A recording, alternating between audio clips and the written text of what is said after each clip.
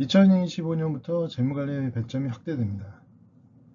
기존에는 경영학 일반에서 60%, 그다음에 재무관리에서 40% 이렇게 나왔어요. 그래서 이 재무관리를 어떻게 했냐면, 이 스타트업 같은 경우에는 이제 재무관리를 포기합니다.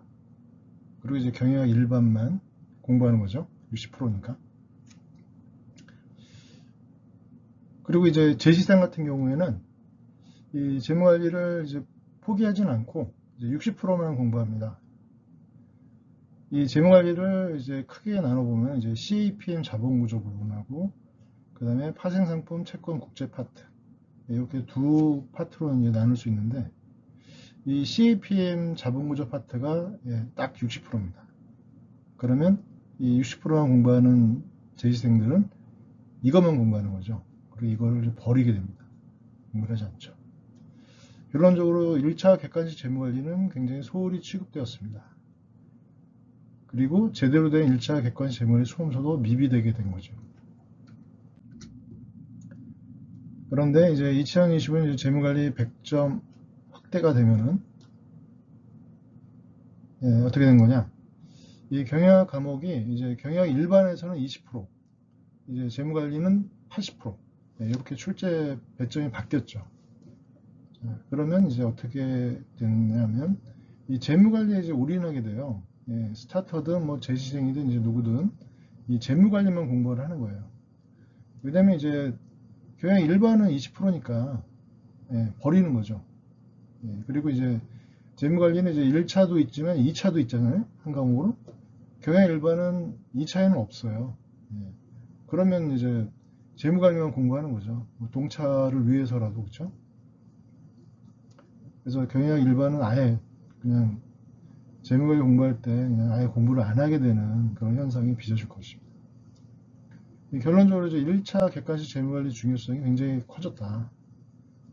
따라서 이제 제대로 된 1차 객관식 수험서가 굉장히 필요하다. 이런 환경, 기존에 이제 이것만 공부하는 환경이었는데, 이제는 이거는 공부하지 버리는 환경, 바로 천지개벽의 변화죠. CPA 1차 경영학 과목에서는.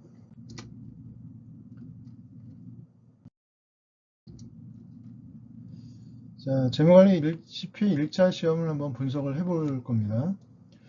자, 좌측은 이제 2000년에 출제된 그런 듀레이션과 관련된 그런 문제고요. 그 다음에 이제 2024년, 올해죠. 올해 출제된 듀레이션에 관련된, 채권의 듀레이션에 관련된 그런 문제입니다. 자, 그걸 보면은 2000년 문제는 그냥 듀레이션 공식만 알면은 바로 풀 수 있는 너무 단순한 문제예요. 출제가 됐고요. 그 다음에 2024년 문제는 듀레이션 공식을 바로 적용할 수 있는 부분은 한 문제, 5개 선지 중에 한 선지도 없어요. 다 이건 뭐 이론적으로 가중평균 회수기가 이제 같냐 안 같냐, 이거는 이제 영구채 듀레이션을 계산해야 풀 수 있는 그 문제고, 자, 이거는 이제 채권가격 변화율과 이제 듀레이션의 관계, 그거를 묻는 문제고, 이것도 이제 공식을 암기해야 되는 문제고, 그다음에 이제 무이표체의 듀레이션과 채권 만기가 동일하냐 안 동일하냐, 이건 또 이론적으로 이제 알아야 되는 문제고, 이 표체의 듀레이션이 만기보다 짧은 것이 일반적인 항상 그렇지는 않느냐, 이것도 이제 이론적인 그런 것들을 알고 있어야 되는 그런 문제죠. 자, 요거를 단순히 이제 비교를 해보면 결론적으로 뭐냐, 난이도가 굉장히 올라갔다는 거죠. 2000년에 비해서 2024년은 난이도가 굉장히 올라갔다. 이게 이제 결론이고요. 요 답을 한번 볼게요. 자, 2000년 문제는 요 듀레이션 공식, 요 공식을 위해서 이제 요 채권 가격을 구한 거 아닙니까? 채권 가격을 공식에 집어넣고 이제 바로 듀레이션. 너무 공식만 알고 있으면은 바로 1분 이내에 풀 수 있는 그런 문제가 되겠습니다. 근데 2024년 문제는 이런 이론적 백그라운드를 다 알아야 돼요. 일단, 그죠? 그 다음에 영구채 듀레이션 구하는 공식, 이것도 암기하고 있어요. 그 다음에 이 채권 가격 탄력성을 듀레이션을 이용해서 어떻게 구해야 되는지, 예, 이 공식을 또 암기하고 있어야 돼요. 이 영구체 듀레이션 공식과 이 탄력성 듀레이션 공식을 알고 있는 사람이 이 일반 공식 암기하지 않았을까요? 예, 이거 다 암기해야 됩니다. 그래서 이 문제의 수준만 딱 비교해 보면은 이 2000년에 비해서 2024년은 뭐 그냥 가볍게 10배 정도. 예, 더군다나 이게 한정된 시간, 이때보다 뭐 시간이 몇 분 내에 풀어야 되는 그 시간이 뭐 특별히 늘어난 건 아니잖아요. 오히려 줄어들었지, 그렇죠? 그렇기 때문에 그런 것까지 고려하면은 제한된 시간 내에 풀어야 된다는 것을 제약 시간까지 고려하면은 이거는 뭐 10배 이상이 되는 거죠. 10배 이상 난이도가 높아졌다. 아시겠죠? 이게 결론입니다. 그 난이도가 굉장히 높아졌어요. 그렇죠? 높아진 상황에 맞춰서 이 새로운 수험 전략 및 새로운 수험서가 필요하다. 이거는 그 CPA 1차 전 과목이 다 마찬가지입니다. 지금 재무관리 하나를 예를 들었지만 다른 과목도 이런 현상이 동일해요. 제가 전 과목을 다 분석을 해봤는데 동일합니다. 그래서 새로운 수험 전략 및 새로운 수험서가 필요하다. 이게 결론이에요. 이게 결론인데, 자, 그런데, 자, 이런 것들, 예를 들어, 기존에는 그냥 듀레이션 공식만 넣었던 그런 객관식 재무관리 책이라면은, 이제는 이런 영구채 공식이라든가, 채권가격 탄력성 듀레이션 공식이라든가, 이런 거를 다 넣어야 되는 거잖아요, 책에다. 그러면 1차 객관식 재무관리 책이 엄청 두꺼워진다. 이런 이제 문제점이 대두되는 겁니다. 너무 두꺼워도 이제 문제가 되는 거죠. 자, 한마디로, 근데 이제 그 재무관리책이 두꺼워지도 않았다는 게 또 문제죠. 왜냐하면 이제 10년 전, 20년 전 방식에서 변화가 없어요. 지금 그 객관식 재무관리 책들을 보면은 뭐 10년 전 책, 뭐 20년 전 책도 있는지 모르겠지만 아무튼 그 변화가 없어요. 문제는 계속 진화했는데 이렇게 어렵게 진화하고 있는데 거기에 맞춘 그 수험 전략이 반영되지 않은 그런 책이라는 말입니다. 방식의 변화가 없어요. CPA 문제는 진화했는데 이 대처를 해야 되거든요. 책들이. 근데 10년 전, 20년 전 방식에서 변화가 없다. 이런 현황입니다. 이게. 자, 이 시점에서 이제 새로운 CPA 1차 공부법을 도입할 필요성이 있다. 그렇죠? 왜냐면 이제 1차 객관식 재무관리 책인데 너무 두꺼워지면 당연히 곤란하지 않겠습니까? 지금 이제 두꺼운 책으로 공부하면 떨어질 수도 있는 문제예요. 왜냐면 이제 시험 전날 다 보고 들어가야 되잖아요. 다 보고 들어가야 되는데 어떤 수험생은 이제 두꺼운 책을 봐야 되는 수험생, 어떤 수험생은 이제 보통 정도의 이제 책을 보고 들어가야 되는 수험생. 누가 유리하겠습니까? 물론 이제 그 안에 이제 다음날 시험에 나오는 내용들이 모두 들어가 있다는 것을 전제로 하고요. 당연히 보통 책 정도의 그 수험생이 유리하겠죠. 너무 두꺼우면 다 못 봅니다. 시험 전날에.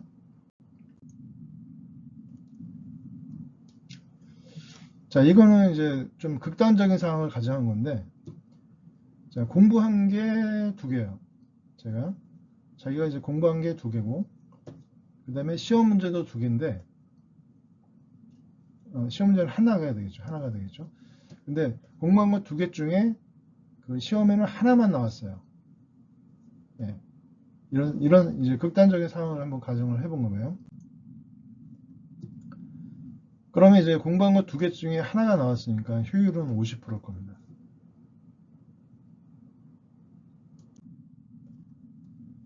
자, 이제 모든 수험생들이 동일한 환경이라고 가정을 일단 한다면, 그러면 그 수험생들이 공부를 서로 해요. 공부를 서로 하는데 그 공부한 것에서 이제 내년도 시험에 나오는 그런 이 효율을 높여야지 합격 가능성도 올라가는 거죠. 그렇죠? 공부했지만 안 나오면은 결국 이제 소용없는 거잖아요. 공부할 필요 자체가 없는 거잖아요. 공부한 것 중에 시험에 나오는 것의 확률을 높이자. 효율을 높이자. 그래야지 새로운 합격 가능성이 높아진다. 이게 이제 새로운 CPA 1차 공부법이에요. 그쵸? 자, 정리하면은, 자, 요거는 이제 일반적인 문제 해결의 그런 순서죠. 현황 파악하고, 그거를 분석하고, 대안을 도출한 다음에 실행해서 그 피드백을 받는 그런 내용인데, 자, 우리는 그 10회 1차 재무관리에 대해서 먼저 현황 파악은 뭘로 했죠? 기출문제를 하는 거죠. 기출문제를 현황 파악을 했어요. 그 결과가 어떻습니까? 난이도가 굉장히 올라갔죠. 2000년에 비해서 2024년 문제가 굉장히 올라갔다. 10배 이상 올라갔다. 그걸 이제 확인했습니다. 그럼 이제 대안을 도출해야 되는데, 그러면 이제 기존 방식은 책을 그냥 단순히 어려워진 내용을 계속 보강하는 거죠. 그래서 책이 두꺼워지는 거죠. 이게 기존 방식인데, 그럴 경우에 이 공부 시간이 너무 늘어나죠. 두꺼워지니까. 두꺼워진 거다 공부해야 되니까 공부 시간이 엄청 늘어납니다. 그러면 아까도 설명드렸지만 합격 가능성이 낮아진다. 이런 내용입니다. 자, 근데 이제 새로운 방식은 이제 어떻게 하느냐. 일단은 이제 기본서 두꺼워지는 걸 방지를 해야 되는 게 일단 포인트가 될 것이고요. 그러면 어떻게 기본서 두꺼워지는 걸 방지를 했냐. 기출 중심으로 저술했다. 이 기출 문제. 기출 중심으로 이제 저술을 한 거예요. 저술을 해서 만약에 이제 기출 문제를 분석했는데 보강이 필요할 수도 있을 거 아니에요. 그럼 보강했어요.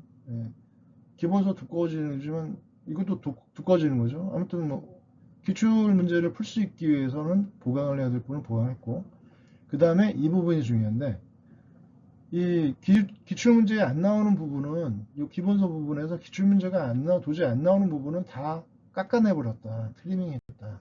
자, 이런 내용입니다. 이게 더 중요합니다. 그렇죠? 두꺼워짐을 방지하기 위해서는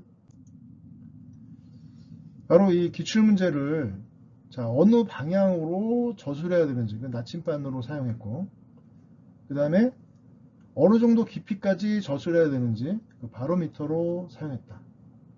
그런 내용입니다. 그러면 이제 기본서가 이제 두꺼워졌느냐, 결론적으로 새 방식으로 저술한 그런 두꺼워졌느냐, 아닙니다. 결과적으로 670페이지로 기존하고 큰 차이가 없었어요. 성공적인 결과를 얻어낸 거죠. 두꺼워지지 않았어요. 그 얘기입니다. 그러면 결국 이제 공부 시간이 줄어들죠. 두껍지 않으니까. 그러면 합격 가능성이 굉장히 올라가죠. 최대화된다. 자, 이 방식, 이 방식 670페이지로 시험에 나올 내용들을 다 넣어놨다. 그래서 공부 시간이 줄어들고 합격 가능성을 높였다. 이 새로운 방식. 이 방식을 이 수험계 최초로 착안했어요. 착안하고 이걸 실행에 옮겨서 책을 냈습니다. 670페이지짜리 책을 냈어요. 그래서 아까 말씀드린 새로운 공부법 도입에 성공을 했다는 거죠.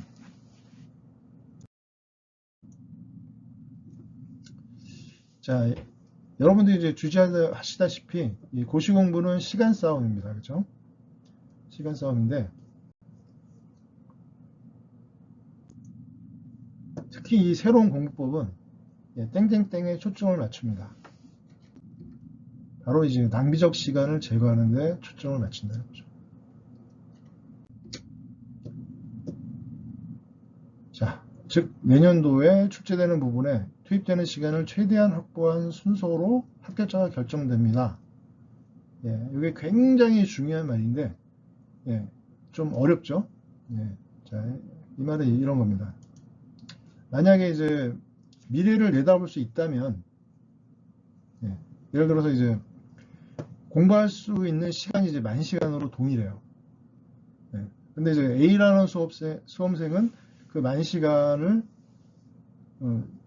자기가 공부한 책이 잘 찍어져가지고 내년도 출제되는 부분에 그래도 한 90% 정도 투입을 했어요.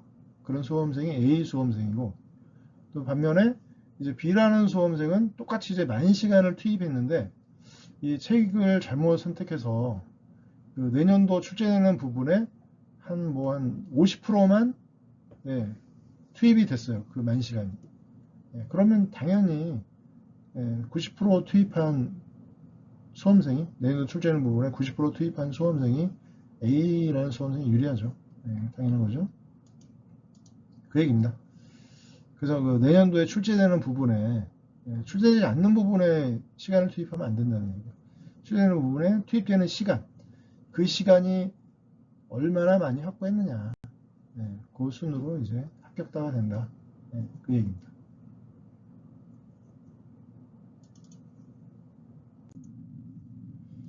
그 내년도에 출제되는 부분에 투입되는 시간, 이거는 그 앞에서 이제 언급했던 이 부분이죠. 이 부분이죠. 요 내년도에 이제 시험에 나왔잖아요. 그거를 공부한 거죠. 내년도에 시험에 안 나오는 거 요거는 공부하지 않아야죠. 요 시간을 최대한 확보해야 되는 거죠. 그래서 요 시험이 안 나오는 부분에 대해서 공부하는 요 시간을 없애는 게 요게 바로 이제 제1유형의 낭비적 시간인데 요거를 제거하는 거죠. 제2유형의 낭비적 시간은 이제 후순합니다.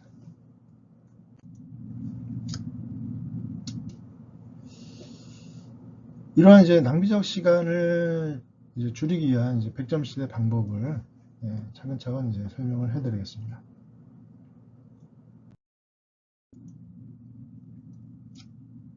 먼저 객관식 재무관리의 책 구성을 살펴보면은 이거 이제 기존 방식이죠.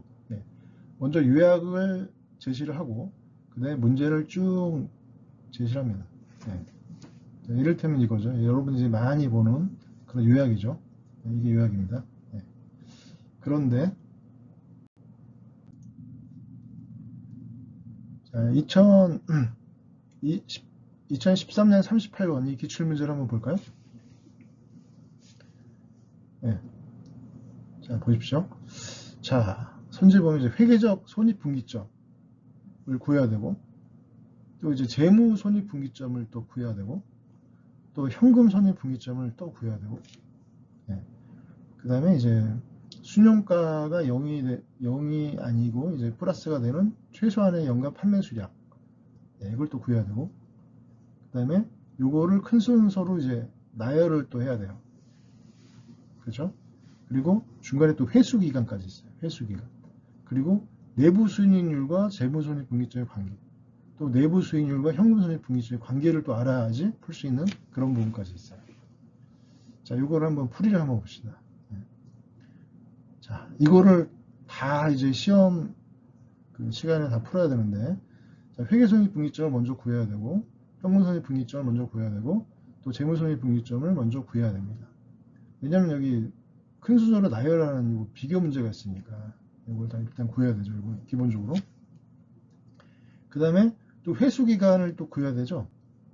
회수기간에 그 정오가 또 이제 맞는지 틀리는지 3이 내용수가 3년이잖아요. 그래서 회수기간 구했더니 3 내용수가 동일하다. 그럼 맞다. 그 다음에 재무손익분기점하고 IRR의 관계 맞죠?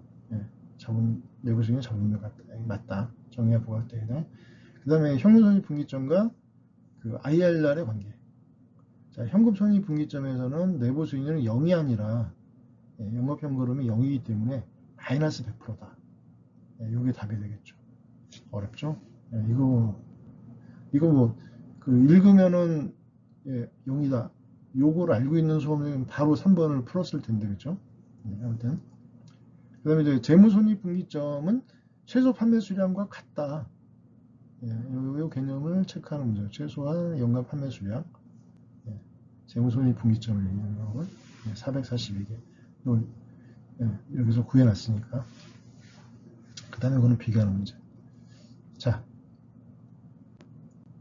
이거는 이제 해설에 요 정도로 자세히 써놨기 때문에 뭐 해설만 보고 이제 넘어가도 되겠지만, 그렇지만 요거를 그 요약 부분에 요약을 놔 있으면은 놔 있어야 돼요. 왜냐면 시험 전에는 이거를 보고 들어가는 게 아니잖아요. 이걸 보고 들어가기 때문에.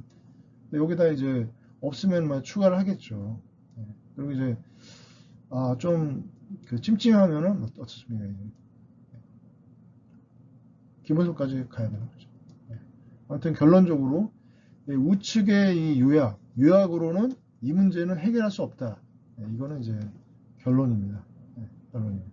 요약하고 문제, 요것만 가지고는 이 문제는 적어도 해결할 수 없다. 반면에 100점 시대의 방식을 볼까요? 100점 시대는 요약이 아니라 이제 기본서를 넣었습니다. 기본서하고 문제를 결합시켰다. 이게 새로운 방식이다. 네. 자, 아까 그 2014년 38번 문제 동일하죠. 자, 이 문제를 해결할 수 있는 그런 본문 내용에 다 다뤄놨습니다. 바로 앞부분에 다 다뤄놨습니다. 네. 그러면 이런 방식이라면 아까는 이거를 이 해답이 해결이 안 돼서 요약으로 갔고 그 요약에서 또 해결이 안 돼서 다시 기본서를 별도로 찾아봤잖아요. 예. 이렇게 왔다리 갔다리 낭비하는 그런 시간이 얼마나 많겠습니까? 예. 그래서 이런 낭비적 시간이 바로 위에 있기 때문에 바로 예. 그냥 제거된 거죠. 그죠? 아시겠죠? 자, 이게 바로 그 제2 유형의 낭비적 시간입니다. 아까 제1 유형은 그 자기가 공부한 건데 안 나와. 예, 이런 거는 아예 공부할 필요가 없다는 거예요. 이게 낭비적 시간이면 제1 유형의 낭비적 시간이었고 이렇게 왔다리 갔다리 여기 해답 갔다가 요약 갔다가 기본서 갔다가 이런 왔다리 갔다리 하는 시간을 이제 제2 유형의 낭비적 시간인데 제 책은 예, 한 방에 이게 제거되어 있다. 아시겠죠? 결론적으로 이 1차 객관식 재무관리 체계는 이 요약이 아닌 기본서가 들어가 있어야 됩니다. 이게 이제 결론입니다. 그렇죠? 요약까지만 안 됩니다.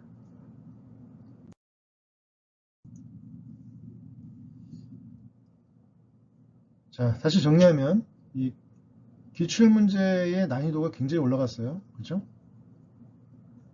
그래서 여기에 대한 대책이 필요한데 이 요약으로는 기출문제 이해가 불가능했어요. 이거에 대해서 기출문제로 요약으로는 도저히 이해가 불가능했죠. 그래서 기본적으로 찾아봐야 결국 이해가 가능한데 근데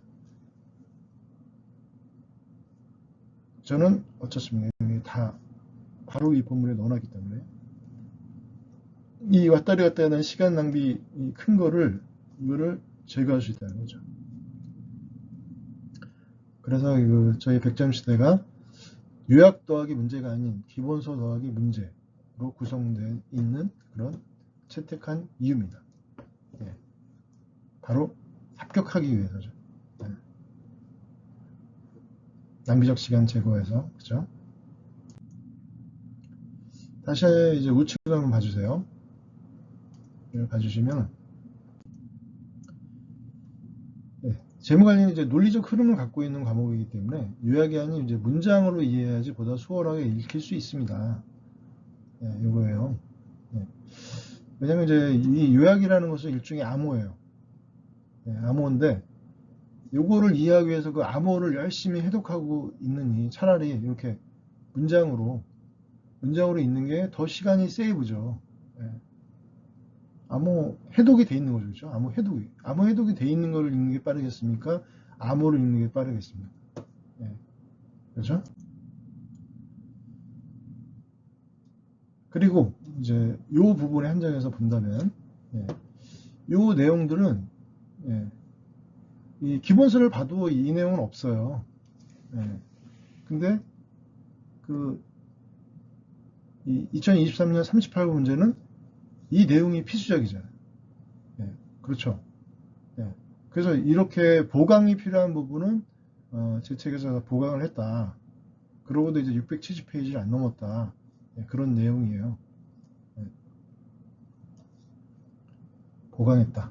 보강한 부분 과감히 보강했다. 페이지가 늘어나는 것을 감수하면서 그래도 670페이지 안 넘었다. 자, 이렇게 이제 정리가 안 되어 있는 그런 경우인데 이제 이때는 자, 이렇게 보강을 했다. 이렇게. 그렇죠?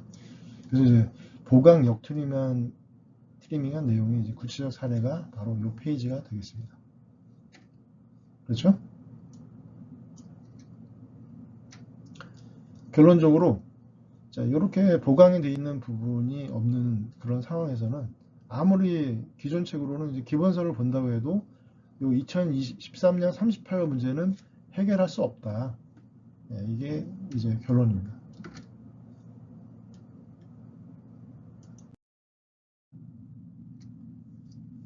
자, 이제 보다 이제 구체적으로 살펴보겠습니다.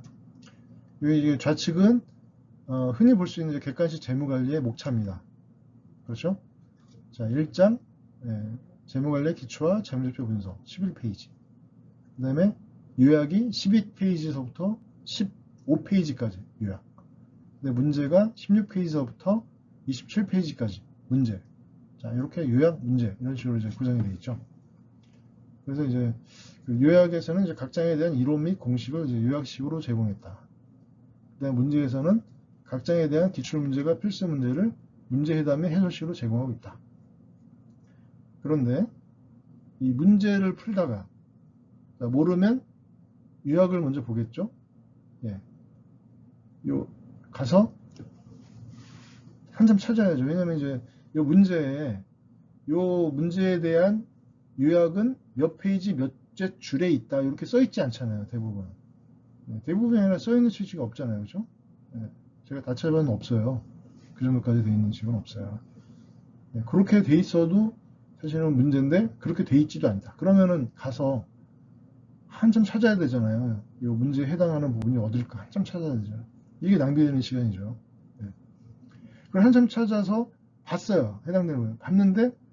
봤는데도 해결이 안 되잖아요. 요약으로는. 그럼 어떻게 되겠습니까? 기본서를 찾아봐야죠. 대부분은 여기까지 왔는데 뭐 없다. 그러면 그냥 넘어가죠. 대부분은. 근데 이제 끈질긴 수험생의 경우에는 찾아본단 말이죠. 기본서를. 해담의 해설이 이해가 안 가면 1차로 요약을 보고 요약을 받아 이해가 안 가면 2차로 기본서를 찾아봐야 한다. 그렇죠. 근데 이 뭐 요약에 또 몇 페이지 기본서 몇 페이지 몇 줄에 있다 이렇게 안내되어 있는 책이 없잖아요. 그럼 또 이 기본서에서 다 넘기면서 다 찾아봐야 되잖아요. 그 부분을. 이게 낭비되는 시간이죠. 이거를 없애야 되는 거죠. 이 과정에 해당 본문을 찾느라 낭비되는 시간을 제거한다. 이게 바로 이제 새로운 방식이라는 거죠. 낭비되는 시간을 제거하는 게 새로운 방식이다. 자, 이게 새로운 방식이에요. 그래서 제 책은 이제 요 해설을 읽고 모르면은 바로 위 본문을 보면 되기 때문에 요 낭비적 시간을 이건 제거된 건 이미 당연한 거예요. 제 책은 바로 이제 당연한 거예요. 심지어 이제 찾아간 거죠. 요 문제가 해당되는 본문을 찾아가서 있어요. 그죠? 찾아가는 서비스. 그죠? 자, 근데 요게 단순히 그 낭비되는 시간을 제거하는데 그치지 않는 효과가 있다는 거죠. 자, 보십시오. 자, 이거는 이제 저희가 이제 실제로 공부한다고 가정한다면 이걸 쭉 봅니다. 보고, 손익분기점 정리. 이렇게 있구나. 근데 뭐 이 공식이 이렇게 복잡하겠는데 이거 뭐 다 암기해야 돼? 일단 넘어가겠죠. 그래서 문제를 봅니다. 문제를 보니까 어떻습니까? 이거 공식 암기 안 하면 이거 풀 수가 없죠. 이 5번 선지 같은 거 아예 풀 수가 없죠. 그죠? 물론 뭐 답만 맞춘다면은 여기 현금 손익 분기점에서 영업 현금이 0이기 때문에 IR이 마이너스 100%다. 요걸 아는 수험생은 이거 3번. 요게 틀리다. 그래서 3번을 답은 맞출 수 있을 거예요. 근데 왜 나머지 그 답만 맞추는 게 중요한 게 아니죠. 기출문제는. 나머지 부분도 다 이해해야 돼요. 이해할 수 있어야 돼요. 그렇다면 이제 이 공식을 알아서 이걸 풀어야 되는 거죠. 그렇잖아요? 그러면 이제 느끼는 거죠. 이거를 다 암기를 해야 되는구나. 이제 기출문제가 어느 정도 깊이까지 나오는지를 안 거예요. 깊이가 분석이 된 거예요. 그래서 이거를 다 암기를 해야 되는 거죠. 그래서 이 기출문제 풀다가 다시 본문으로 돌아가는 이 시간은 낭비되는 시간이 아니에요. 저희는 심화학습의 시간이에요. 그렇잖아요? 자, 심화학습의 시간. 이 심화학습의 시간을 통해서 기본적 본문에 대한 이해력이 상승합니다.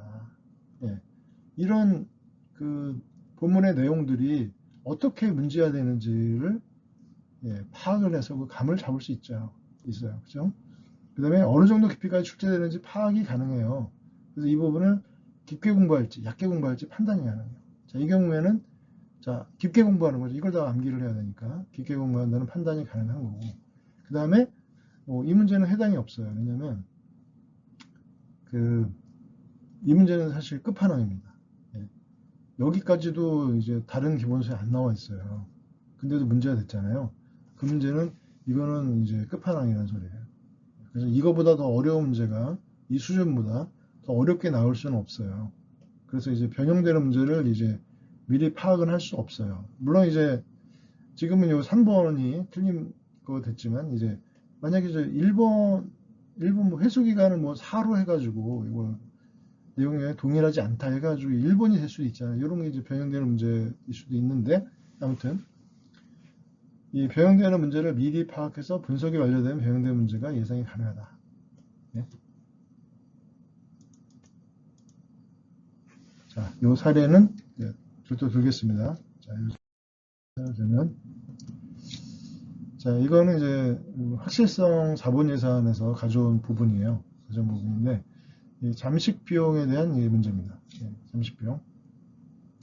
여기서 이제 별표 1, 신규 채용 임시 전의 급여에 대한 별표 1을 보면은 자, 일반적으로 신규 채용 임시 직원의 급여가 그 해외 연수 직원의 기존 급여보다 작죠.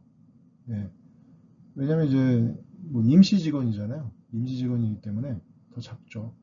이 해외 연수 직원이 돌아오면은 임시 직원은 이제 나가야 돼요. 그리고 이제 해외 연수까지 보낼 정도의 직원이라면 이제 우수한 그런 자원이잖아요. 우수 자원의 급여가 높은 게 일반적이에요. 그래서 여기서 이걸 빼면은 이제 플러스인 게 일반적이지만, 근데 이 값이 음수가 될 수도 있죠. 여기 이제 상식이지만 여기 문제에 신규청 임시 직원의 급여가 더 높다 이렇게 단서가 주어졌다. 그러면은 음수가 되는 거예요. 그럼 이제 증분 비용이 된다. 그런 얘기고요. 그다음에 이제 별표 2도 마찬가지로 이제 해외 연수 시 해외 연수 직원에 여전히 계속 급여가 지급되죠. 기본급 정도는 지급이 되잖아요. 왜냐면 이제 해외 연수 갔다 해서 급여가 안 나오면은 가족들 부양해야 되는데 못 나가죠. 해외 연수에. 그래서 기본급 정도는 나온단 말이죠. 그래서 이제 그렇지만 이제 일은 안 하기 때문에 회사에 직접적인 일을 안 하기 때문에 기존 급여보다는 작은 게 일반적이죠. 여전히 계속 지급되는 급여가 일반적이죠. 근데 뭐 여기서 단서를 준다면은 이게 더 크다. 단서를 준다면 그러면 이제 마이너스가 될 수도 있다. 그런 얘기예요. 이런 식으로 이제 변형이 가능한 거죠. 변형이 가능한 부분도 저희가 이제 암시를 했다. 그런 얘기고요. 이 밑에는 이제 재고자산 평가 방법과 법인세 효과 그런 부분인데, 자, 뭐 재고자산 평가 방법을 변경하면은 당기순이익이 변동됩니다. 이거는 이제 재무회계와 관련된 부분인데, 자, 이게 뭐 사실 뭐 재무회계에서 많이 공부하셨겠지만, 뭐 당기순이익이 감소되고 미래 순이익은 증가되고 뭐 이런 효과잖아요. 재고자산 평가 방법 변경. 그래서 재무회계에서는 결론적으로 뭐 차이가 없다. 그게 이제 정설인데, 근데 재무관리는 이 법인세가 들어가요. 법인세 효과가 고려가 된다면은 이게 달라진다는 거예요. 왜냐면 이제 현재의 당기순이익이 감소되면은 현재의 법인세액이 감소되잖아요. 당기순이익이 작으니까. 근데 법인세액은 이거 현금 유출이잖아요. 실제로 현금 유출이 작아진다. 현재. 그럼 기업 가치가 증가하는 거예요. 현재의 기업 가치는 증가해요. 그럼 반대로 이제 미래의 기업 가치는 감소하겠죠. 근데 이 화폐의 시간 가치를 고려한다면은 이 현재의 기업 가치 증가분이 미래의 기업 가치 감소분의 현재 가치보다 더 크다는 거죠.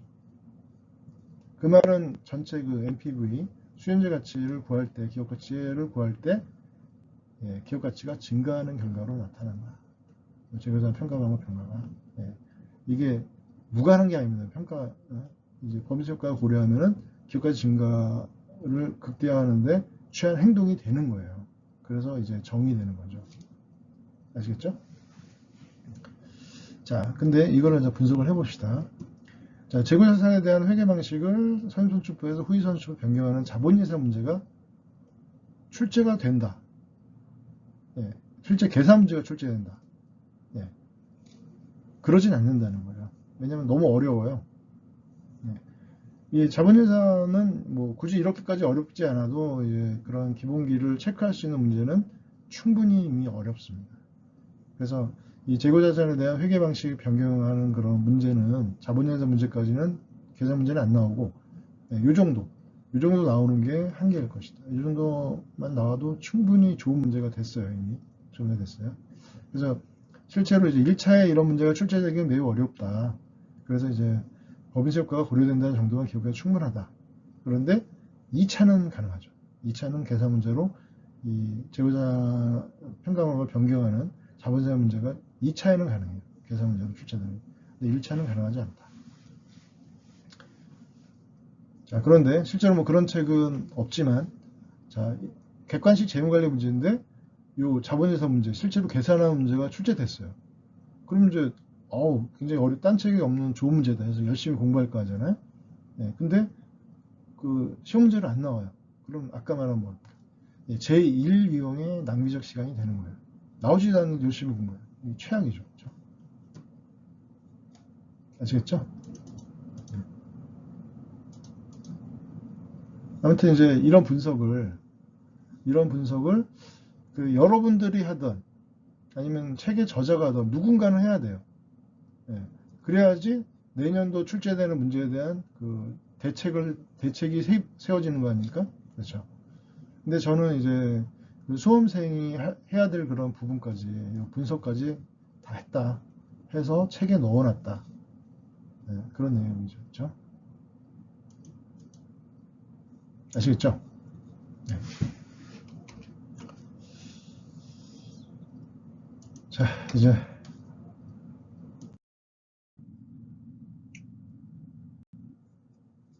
네. 이제 이 심화학습의 시간이 이렇게 중요하다. 네, 충분히 아시겠죠? 네.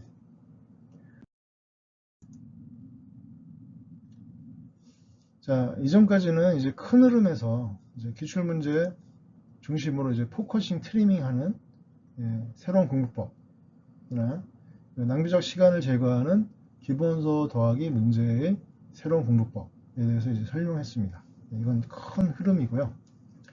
자, 이제 그 정도 굵직한 주제는 아니지만 이제 추가적인 이 책의 이제 매력 포인트에 대해서 설명드리겠습니다. 기출문제 이해, 분석, 응용. 예. 이건 아까 이제 자세히 알아본 부분이고요. 아무튼 이제 그 기존 책에서는 이 기출문제를 그 이해할 수 있는 정도의 수준의 그런 이제 해설이 제공이 됐어요. 왜냐하면 이제 기출문제를 중시하지 않았기 때문에. 그렇지만 제 책은 이제 기출문제가 중심이잖아요. 그래서 이 기출문제에 대한 해설이 충실하지 않으면 이제 출발 자체가 안 돼요. 말이 안 되는 거예요. 그래서 기존 책과 비교하면은 해설이 굉장히 충실하다. 요거는 제가 자신합니다. 자신하고요. 그리고 이 단순히 그 해설만 제공하는 게 아니고 이 이해를 넘어서 이걸 분석하고 응용하는 데까지 나아갔어요. 아까 제가 보여드렸잖아요. 그렇죠? 그 다음에 100%의 기출문제를 수록했다. 최초. 자, 이 얘기가 뭐냐면 이 연도별 기출문제집 있잖아요. 아시죠? 이제 유명한 그분 책도 있고요. 자, 이 연도별 기출문제 예를 들어 2000년에 7문제 그리고 뭐 2024년에 그때는 7문제였어요. 그 다음에 2024년에 16문제 요 1번부터 7번 1번부터 16번 요거 하나라도 빼놓을 수 있습니까? 연도별 기출문제집인데 이건 당연한 거예요. 이거는 이제 100%다 수록되는 게 당연한 거고 제가 말씀드리는 거는 요 1차 객관식 재무관리 책 중에 대비하는 책 중에 뭐 100%다 넣었다는 그런 말은 써 있어요. 말은 써 있는 제가 실제로 보니까 몇 문제씩은 다 빠졌더라. 그거죠. 근데 저는 한 문제도 안 빼고 다 넣어놨다. 이런 최초의 책이다. 그래서 그 얘기입니다. 왜냐면 이제 그 기출문제는 소중하잖아요. 예, 한 문제, 선지 하나가 다 소중합니다. 왜냐면 이제 그것이 나중에 이제 내년도 출제 문제로 변형돼서 출제되거나 나온다 어떤 방향을, 출제되는 문제의 방향을 알려주기 때문에, 또 어느 정도 깊이까지 출제하는 지금 깊이를 알려주기 때문에 굉장히 중요해요. 모든 기출문제가 중요합니다. 예, 그래서 하나하나 다 넣었다. 소중히 다뤘다. 예, 그 의미이고요. 그다음에 이제 기출문제가 이제 제가 이제 수백 개의 기출문제가 2000년부터 이제 2024년까지 수백 개의 기출문제가 있는데, 그 기출문제가 이제 똑같은 문제가 나오진 않아요. 예, 그 수백 개 문제 중에 뭐 이거는 완벽하게 똑같다, 그런 문제가 뭐 한 뭐 두 문제 정도? 예, 제가 이번에 다 책을 쓰면서 봤더니 이제 한 두 문제 정도. 예, 그래서 기출문제가 사실 나오지는 않아요. 그대로 이게 변형돼서 나온다, 응용돼서 나온다. 그 다음에 기출문제가 같은 중요성을 가지고 오려 나온다. 그런 이제 가능성이 있는 부분, 그런 부분들은 나오지는 않았지만 기출문제로 그거 다 버릴 수는 없잖아요. 거기서도 기출문제가 이제 출제되는 거예요, 내년도 문제로. 예, 그렇기 때문에 그렇게 가능성이 있는 부분들은 문제로 보강했어요. 예, 보강해가지고 필수 문제와 예제로 다 넣어놨습니다, 이 책에. 그러면서도 670페이지가 안 넘었습니다. 예. 이 필수 문제를 말씀드리면, 이제 99년도 이전에 그 기출문제가 있을 거 아니에요. 2000년부터 공개됐는데, 공개되지 않아도 이제 수험생들의 기억에 의존해서 이 복원된 문제들이 있습니다. 예. 그런 문제들 중에 이제 좋은 문제들, 그런 문제들을 추려서 제가 이제 필수 문제로 넣어놨고요. 물론 이제 뭐 그대로 좋은 문제면 이제 그대로 넣어놨고, 또 일부 제가 약간 좀 그 보완도 했습니다. 예, 아무튼 이제 그런 문제고요. 99년도 이전의 기출문제에 기반한 그런 문제들이고요. 그 다음에 아예 이렇게 뭐 기출 문제하고 관련되지 않았지만 뭐 중요하고 가능성 있는 문제 있잖아요. 그런 문제는 제가 다 예제로 만들었어요. 제가 다 만들어서 다 수록돼 있다. 그리고 이제 본문 1단, 기출문제 좌우 2단, 뭐 편집 저작권으로 보호, 뭐 본문 흐름 끊어진 현상 방지. 예, 이건 이제 조금 말이 좀 복잡해 보일 수도 있는데요. 자, 아까 그 잠식 비용 부분, 그 부분 한번 보죠. 자, 요게 본문입니다. 여기.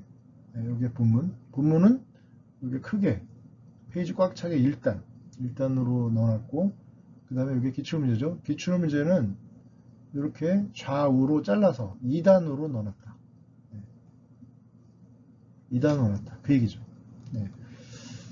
근데 요 좌우 2단으로 넣어놨는데 이게 글씨가 크면은 여기 다 안 들어가요. 네. 그렇기 때문에 폰트를 줄였어요. 줄여서 다 넣어놨어요. 그렇기 때문에 이제 폰트도 줄였고 또 좌우 2단으로 이렇게 빈틈없이 넣어놨기 때문에 이 공간이 매우 작아졌습니다. 그래서 원래 이거를 그 1단으로 기출문제를 넣은 상태에서는 한 11,000페이지, 아니 1100페이지 정도? 1100페이지였는데 이거를 이제 670페이지로 줄일 수 있었어요. 이렇게 공간을 절약했기 때문에. 예, 그 얘기고요.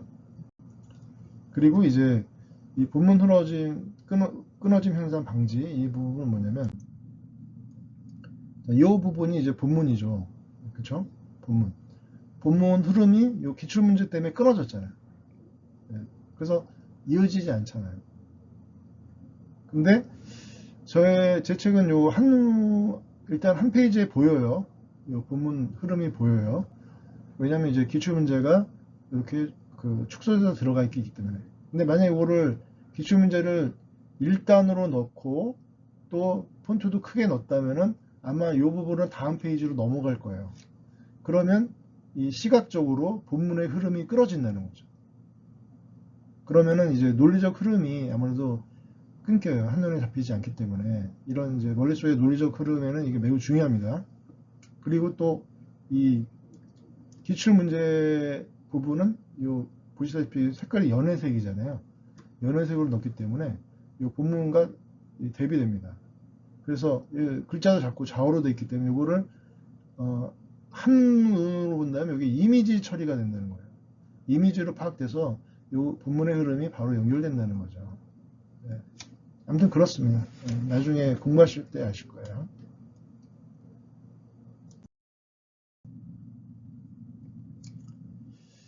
자, 마지막으로 이제 진짜 인강 없이도 혼자서 독학할 수 있는 책으로 펴냈습니다. 네. 백점시대의 CP 1차 시리즈는 인강 없이도 혼자서 충분히 독학할 수 있는 책을 지향합니다. 네. 그 강의 중 설명한 내용도 노하우죠. 네, 이것도 이제 아낌없이 책에다 집어넣었고요. 그 다음에 이제 강의 없이 독학으로 수험 대비를 마쳐야 하는 수험생을 가정하고 설명을 자세하게 넣었습니다. 네. 그리고 이제 수험생이 현장에서 강의한 느낌으로 저술했어요. 네. 이 노하우 부분은 보여드리면, 자, 이게 이제 옵션에, 제 책이 이제 옵션이 이제 만기손익법 부분인데, 네. 이 만기손익법을 그러니까 이런 단계로 구해서 이제 옵션 문제를 해결한다. 그런 내용인데, 뭐, 보통 이런 노하우도 잘 안 알려줘요, 책에서는. 네, 강의 시간에 알려주거나 그렇게 하는데, 저는 책에 다 당연한 듯이 넣었고요. 당연히 넣었고, 이제, 심지어 이제 여기서 더 나가서, 자, 케이스별로, 등가격 케이스, 고가격 케이스, 저가격 케이스. 이 케이스별로 다 넣었습니다. 네, 3페이지나 들어가면서 넣었습니다. 네. 그러면서도 670페이지가 안 남았어요. 네, 대단한 성과고요. 자, 이 등가격 케이스는 이제 이 주식의 현재 주가의 이제 무혐의제를 고려하면은 그 행사 가격하고 미래 행사 가격하고 일치하는 거죠. 이게 등가격 케이스. 그다음에 고가격 케이스는 현재 주가가 이제 10,000원보다는 높아요. 그렇기 때문에 미래는 행사 가격보다 이제 만기 주가가 높겠죠. 1.1을 곱하면 높겠죠. 그게 이제 고가격 케이스. 그 다음에 저가격 케이스는 이제 주가가 이제 10,000원보다 작죠. 작기 때문에 1.1을 곱해도 만기 주가는 행사 가격보다 낮다. 이게 이제 저가격 케이스. 이런 그 지금 현재 문제는 이제 등가격 케이스가 문제로 나왔어요. 근데 이제 이것이 이제 고가격에서는 어떻게 변하고 저가격에서는 어떻게 변하고 이런 부분까지 제가 설명을 한 건데, 자, 요 네모 박스 부분을 한번 확대를 하면은, 자, 주식 매도액과 무혐의 할인채 매입액이 10,000원, 마이너스 10,000원을 일치하죠. 이게 현재 그 출제되는 수준입니다. 근데 요 금액이 달라도 문제풀이가 가능한 거죠. 당연한 거죠. 그래서 요 부분까지는 향후에도 충분히 출제가 가능합니다.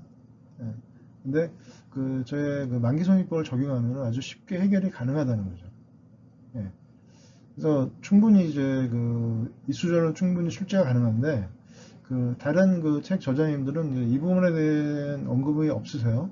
없으신데 이제 저는 제 책에 이렇게 언급을 해놨다는 거, 그런 내용입니다.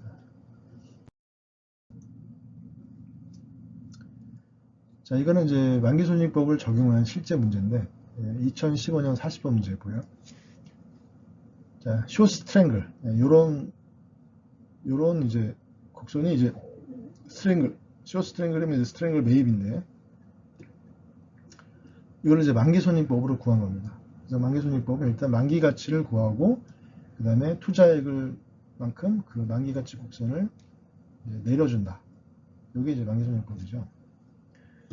자, 그런데 이 문제를 보면은 일단 요 만기 가치 곡선 모양만 그려놔도 2, 3번은 다 날아가는 거예요. 요 둘 중에 하나가 되는 거예요. 그런데 요 꺾어지는 선, 꺾어지는 부분이 행사 가격이잖아요. 18,000원, 18만원, 20만원. 이거 행사 가격이잖아요. 요 꺾어지는 부분만 알면은 이거는 말이 안 되죠. 너무 낮죠, 그렇죠? 요게 된다. 요거를 구하는 문제인데 요게 된다. 바로 이제 이 만기손익 풀면은 여기까지 구하는데 한 1분 걸립니다. 1분에 요거를 바로 맞출 수 있는 거고요. 그 다음에 요 만기 가치만 구해도 이거는 바로 알 수 있기 때문에 이거는 이제 만기손익까지 가면 1분에 요거까지 알면 한 20초에 풀 수 있습니다.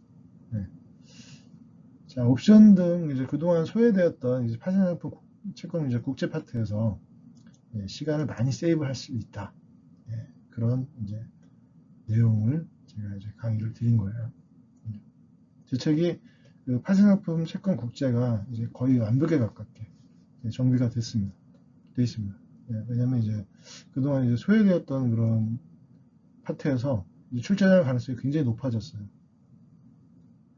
또 그동안 소외되었기 때문에 이제 그 출제되는 수준이 이것만 봐도 알 수 있듯이 굉장히 낮잖아요. 20초 만에 풀 수 있는 문제로 나왔었잖아요. 그렇기 때문에 앞으로는 이제 점점 어려워질 것이다. 그래서 이제 그런 흐름에 맞춰서 제 책이 보강됐어요. 그 부분이 많이 보강돼 있고, 그래서 이제 제 책 수준으로 이제 많이 보강된 그 부분 수준으로 공부를 한다면은 이건 먼저 전략 파트가 되는 거예요. 파생상품 채권 국제.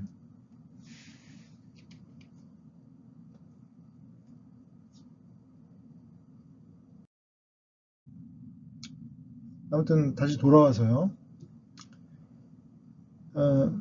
아무튼 이제 혼자서 독학할 수 있어요. 충분히 제가 보여드렸듯이 제 책으로 독학할 수 있는데 그래도 많은 수험생들이 원하신다면 인강을 열도록 하겠습니다. 네, 이 내용입니다. 아시겠죠? 자, 그럼 이만 마치겠습니다. 감사합니다. 여러분도 하실 수 있습니다.